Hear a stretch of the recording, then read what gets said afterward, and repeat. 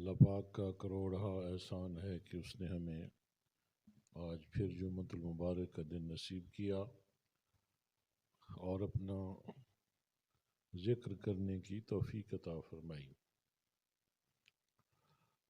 میرے دوستو، انسان کے تین بڑے دشمن ہیں جو اس کو اپنے رب سے دور رکھتے ہیں۔ چاہیے تو یہ کہ انسان کو رب کریم نے اشرف المخلوقات بنایا اور اپنا نائب بنایا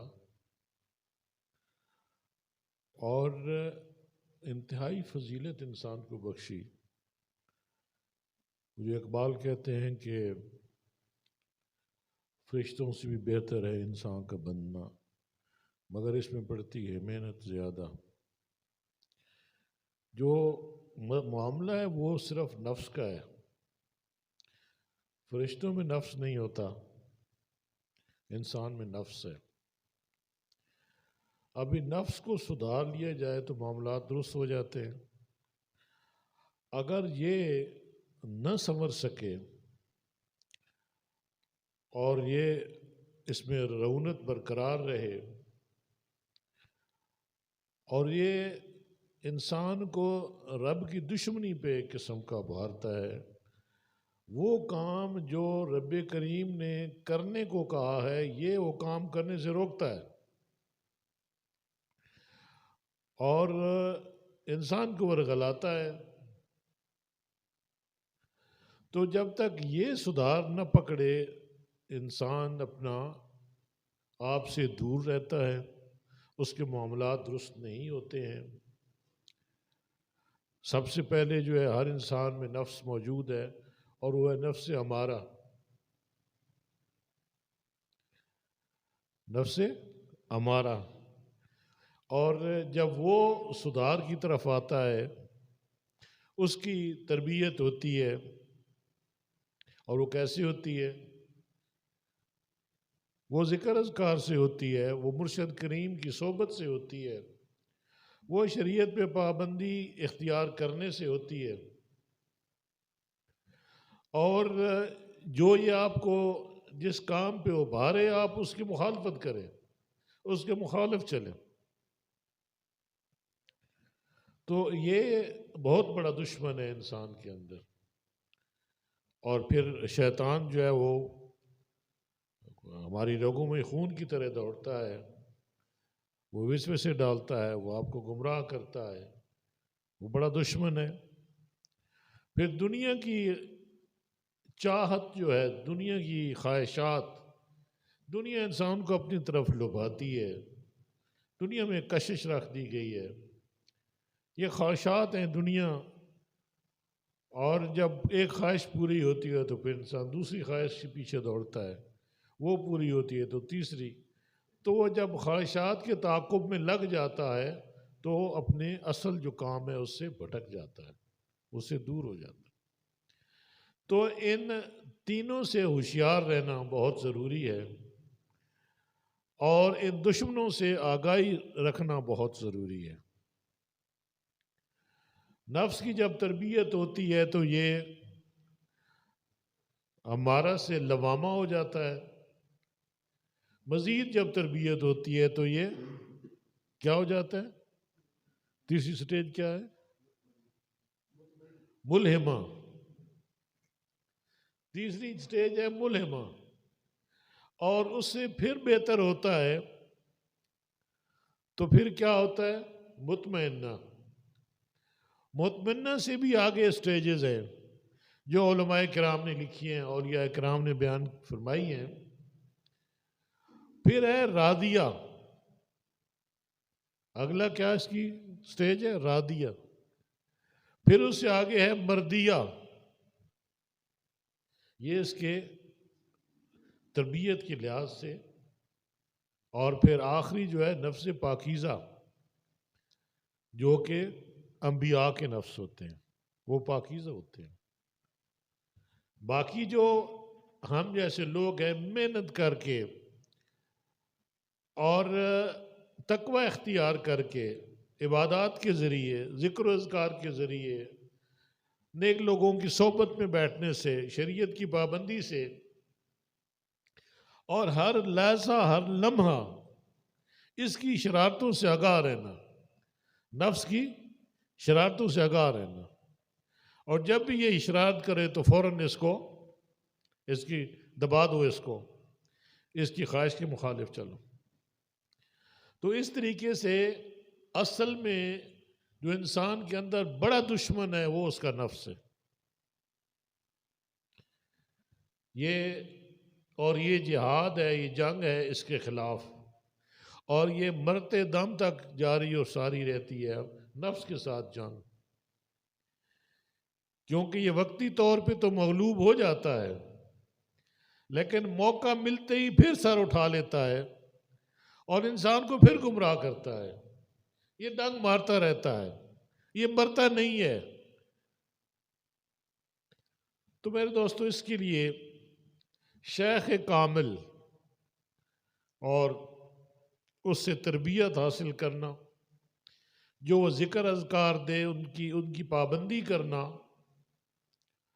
نیکی اور تقوی اختیار کرنا، اس سے اس کو مار پڑتی ہے، اس سے یہ کمزور ہوتا ہے، اس سے یہ لاغر ہوتا ہے۔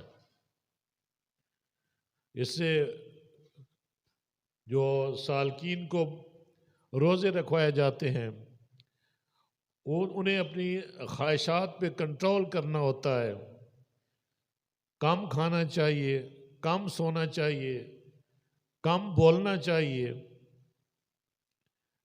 تو جب یہ طریقہ اختیار کرے گا تو اس کی سدھار کا راستے پہ ہی آئے گا اور نفس کو مار پڑے گی۔ تو یہ بات پیٹ سے شروع ہوتی ہے۔ پیٹ کو بندہ صاف کرے، جتنا آدمی زیادہ کھائے گا اس پہ زیادہ غفلت آ رہی ہوگی، اسے نیند آئے گی، اور اس پہ خواہشات کا غلبہ ہوگا، اس سے نفس مضبوط ہوگا۔ تو اس لیے جو استاد ہیں طریقت کے، وہ ہمیشہ کم کھانے کی تلقین کرتے ہیں کہ کم کھایا کرو۔ یاد رہے کہ یہ کوئی مشکل عمل نہیں ہے، نیند بھی، اس پہ بھی کنٹرول، کم سونا، اس سے بھی مار پڑتی ہے اس کو، اور دنیا کی خواہشات کے پیچھے نہ بھاگنا۔ ذکر اذکار کرے گا، شیخ جب اس کو ذکر القا کرے گا، وہ اس کے قلب میں ذکر اللہ کی بوٹی لگائے گا۔ اس میں ذات کا ذکر جیسے ہم نقشبندی دیتے ہیں، تو پھر وہ اس میں ذات کا جب ذکر کرے گا، جب قلب اس کا جاری ہوگا، تو جب وہ ذکر میں زیادہ رہے گا تو اس کے اندر جو ہے قلب جاری ہوگا، تو قلبی واردات اس پہ کھلے گی، وہ مائل بنیکی ہوگا، نیکی کی طرف مائل ہوگا، خیر کی طرف مائل ہوگا، بھلائی کی طرف مائل ہوگا، مخلوق کی خدمت کی طرف مائل ہوگا، اور لوگوں کے لیے بہتر سوچے گا، اور اس میں ایثار آ جائے گا، دوسروں کے لیے قربانی دینا، اپنی خواہشات کو تج کے دوسروں کی خواہشات پوری کرنا، یہ ایثار ہے۔ اور پھر جب یہ بڑھتا ہے تو پھر اخلاص کی سرحدوں کو جا کے انسان چھوتا ہے، مخلص ہو جاتا ہے۔ تو جب مخلص ہو جاتے ہیں تو معاملات سارے ہی حل ہو جاتے ہیں۔ تو اس لیے میرے دوستو، ہم جو اپنے دوستوں کو ذکر اذکار کی تلقین کرتے ہیں اور رابطے پہ زور دیتے ہیں کہ آپ رابطہ اختیار کریں، اس سے اور کوئی مقصد نہیں ہوتا، مرید کی اصلاح مقصود ہوتی ہے۔ آپ خیال کریں، اگر ایک لوہا جو ہے وہ آگ میں رہے تو گرم رہتا ہے، اور بعض کا تو آگ میں رہتے ہیں تو آگ بن جاتا ہے، اور جب آگ سے نکال کریں، دور کریں تو وہ ٹھنڈا ہو جاتا ہے، پھر اپنی اصلی حالت میں آ جاتا ہے۔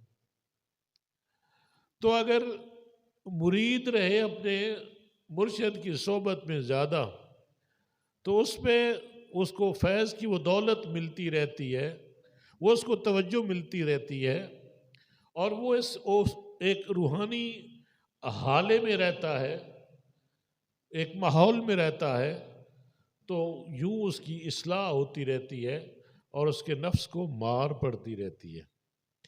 تو جو جتنا زیادہ رابطہ رکھتا ہے اتنا زیادہ اس کا فائدہ ہوتا ہے، پھر ساتھ ہی جتنا کوئی زیادہ ذکر پہ اپنا ٹائم گزارتا ہے اتنا اس کا زیادہ فائدہ ہوتا ہے، اور جو ایسا نہ کرے، رابطے میں کمی ہو، رابطہ نہ رکھے مرشد کے ساتھ، تو ذکر بھی کمزور پڑ جائے گا، اور جب ذکر ہی کمزور ہوگا، رابطہ بھی کمزور ہوگا، تو پھر آسانی سے یہ شکار ہو جائے گا کس کا؟ اس بدی کی جو قوتیں، مین قوتیں جو ہیں، نفس ہے، شیطان ہے اور دنیا ہے، پھر وہ دنیا کی طرف راغب ہو جائے گا، غفلت میں چلا جائے گا۔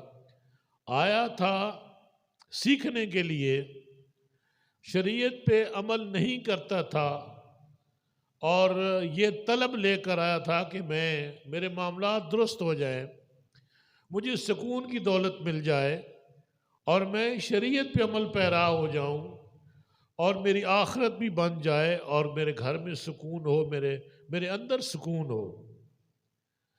لیکن جب وہ آتا ہے اور پھر وہ مکمل طور پہ مرشد کے حوالے نہیں ہوتا، اپنی مرضی سے آتا ہے، اپنی مرضی سے جاتا ہے، اور ذکر میں بھی اپنی مرضی، کبھی ذکر کیا کبھی نہ کیا، کوئی روٹین نہیں بناتا، کوئی اپنا معمول نہیں بناتا، کوئی ذکر کے لیے جگہ مختص نہیں کرتا، کوئی ٹائم نہیں مقرر کرتا، اور اس میں احتیاط نہیں اختیار کرتا، تو پھر کیا ہوتا ہے کہ پھر اس کا ذکر بھی کمزور ہوتا ہے، مرشد سے رابطہ بھی کمزور ہوتا ہے۔ یاد رہے، جب رابطہ کمزور ہوتا ہے تو مرشد کی نظر میں وہی مرید آتا ہے جو رابطہ رکھتا ہے اور شریعت کی پابندی کرتا ہے، وہ مرشد کی نظروں میں ہوتا ہے۔ جب وہ نظروں میں آتا ہے تو مرشد کے دل میں رہتا ہے، جب دل میں رہتا ہے تو اس کے لیے دعا نکلتی رہتی ہے۔ دعا کہنے سے نہیں ہوتی، یہ نکل جاتی ہے۔ آپ کہنے سے ہاتھ بچھا کے اٹھا لیتے ہیں بزرگ، لیکن جب خوشی سے ہاتھ اٹھاتے ہیں، جب خوشی سے دل سے دعا تو تب نکلتی ہے۔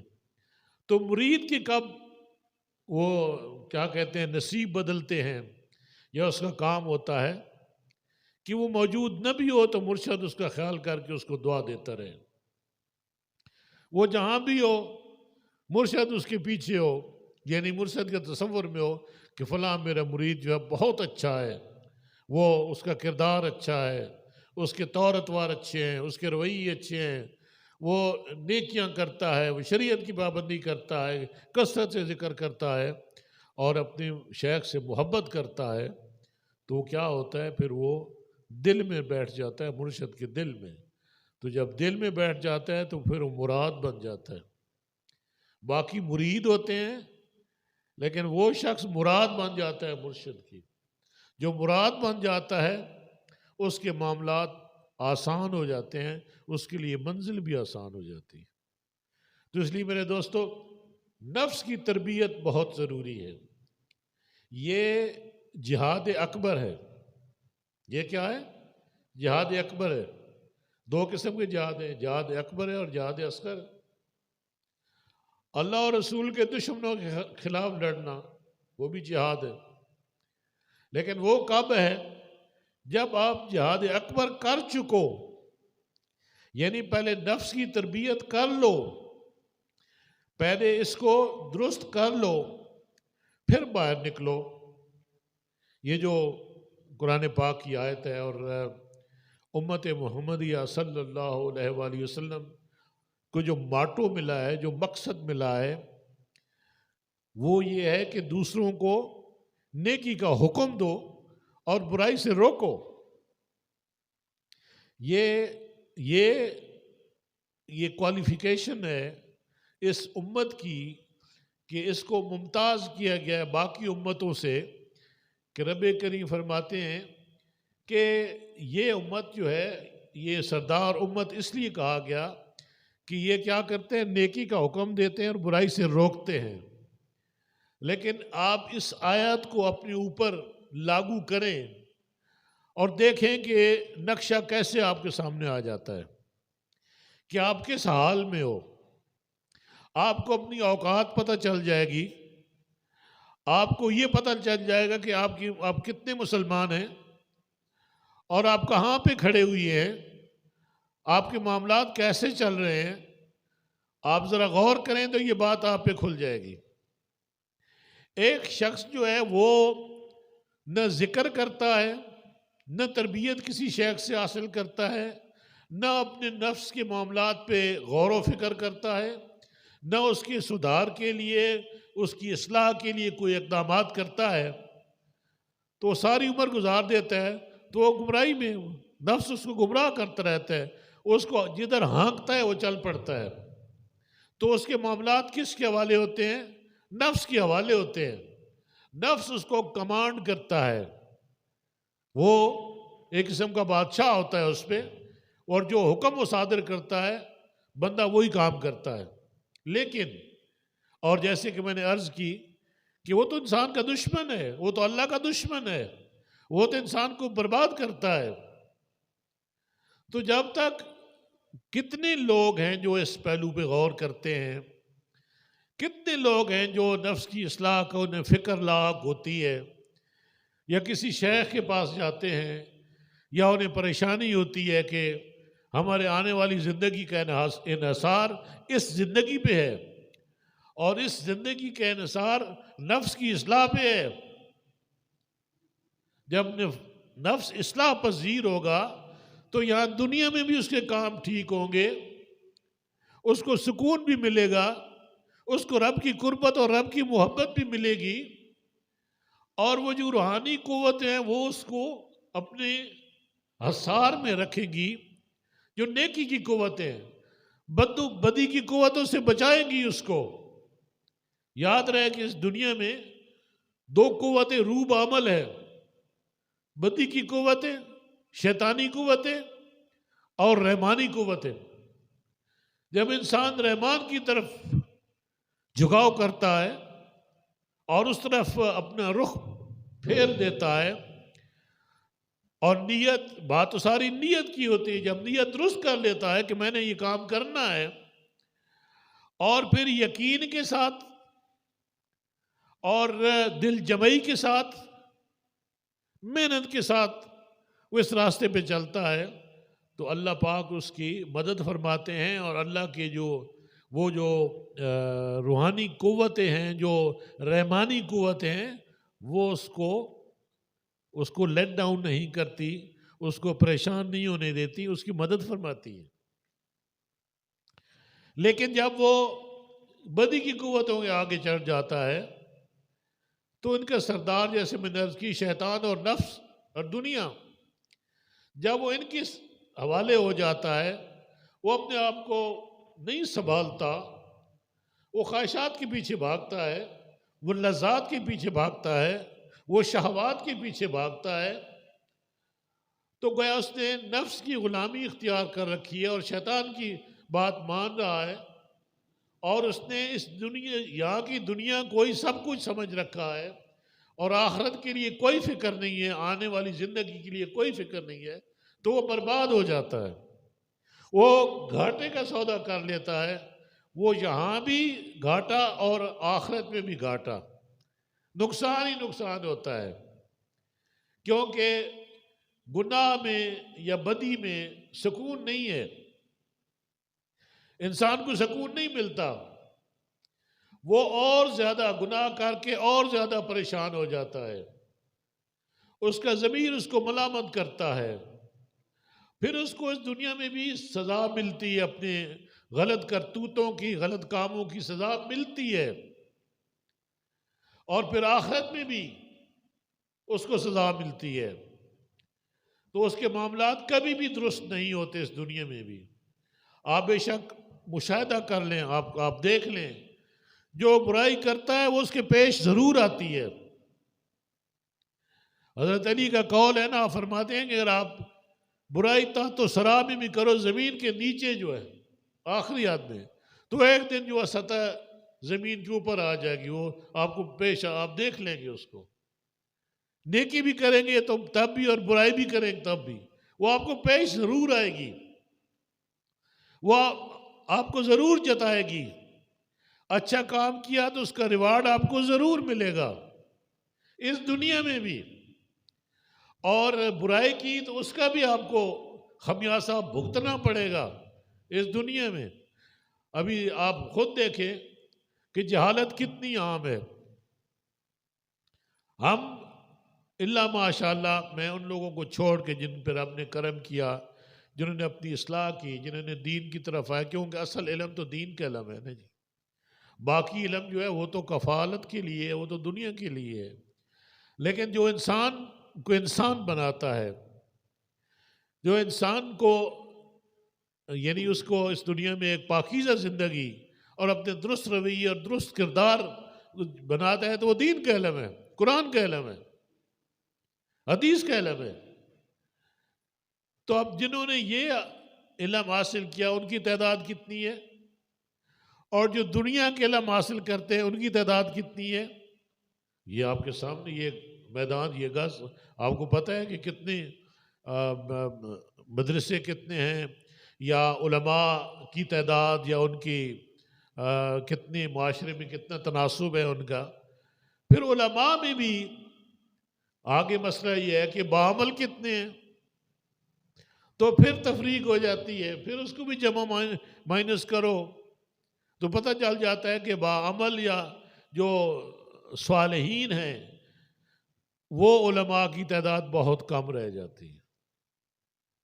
کتنے علماء ہیں جو دنیا کے پیچھے بھاگتے ہیں، حلیہ بنایا ہوئے ہے، اور لوگ ان سے یہ توقع رکھتے ہیں کہ یہ دیندار ہیں، اور باتیں بھی وہ دین کی کرتے ہیں، وہ تقریریں بھی کرتے ہیں، لوگ ان سے متاثر و مانوس بھی ہوتے ہیں، لیکن اندر سے ان کے وہ بھیڑی ہیں، وہ لالچی ہیں، وہ پیسہ اکٹھا کر رہے ہیں، وہ تقریر کر کے پیسہ لیتے ہیں جو دین اجازت نہیں دیتا.